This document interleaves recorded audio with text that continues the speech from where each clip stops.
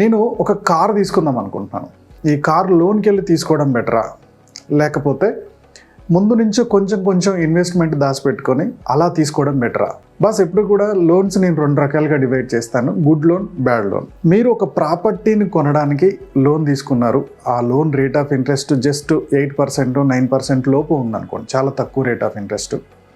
మీరు కడుతున్న ఈఎంఐ కన్నా కూడా ఒక 10 సంవత్సరాలు 20 సంవత్సరాల తర్వాత మీ ప్రాపర్టీ వాల్యూ పెరుగుతుంది. ఇది గుడ్ లోన్. మీ పిల్లోడి ఎడ్యుకేషన్ కోసం ఒక లోన్ తీసుకున్నారు, చదువు ఖర్చు పెట్టడం అనేది చాలా ఇంపార్టెంట్. ఆ లోను రేట్ ఆఫ్ ఇంట్రెస్ట్ దాదాపుగా 9 to 11%, 12% దాకా ఉంటుంది.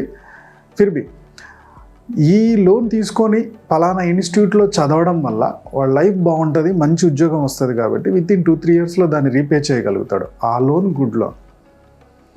మీరు కార్ తీసుకుంటున్నారు, ఈ కార్ని ఏదో జూమ్ కార్ వాళ్ళకి ఇచ్చేస్తున్నారు, ఒక్కరోజు మాత్రం మీ దగ్గర ఉంచుకొని.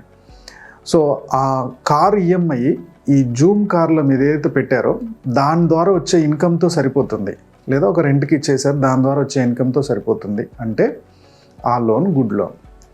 ఇలా కాకుండా పెళ్లి కోసం పర్సనల్ లోన్ తీసుకుంటున్నారు, ఫారెన్ ట్రిప్కో లేకపోతే ఇండియా ట్రిప్కో పర్సనల్ లోన్ తీసుకుంటున్నారు.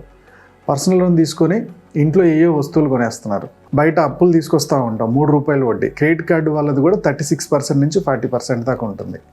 వస్తున్నాయి కదా అని తీసేసుకున్నారు. ఓకేనా? దాన్ని ఏ పనికి వచ్చే దాని మీద పెట్టలేదు. ఎంజాయ్మెంట్, ఎంటర్టైన్మెంట్, ఇన్ని రోజుల నుంచి మనం బయటికి పోలేదని ఒక పని మీద ఖర్చు పెట్టారు. నువ్వు లోన్కి వెళ్తే 2,29,000 ఎక్కువ కట్టాల్సి వచ్చింది. అదే నువ్వు ముందే ఇన్వెస్ట్ చేసుకుంటే 2,70,000 సేవ్ అవుతుంది.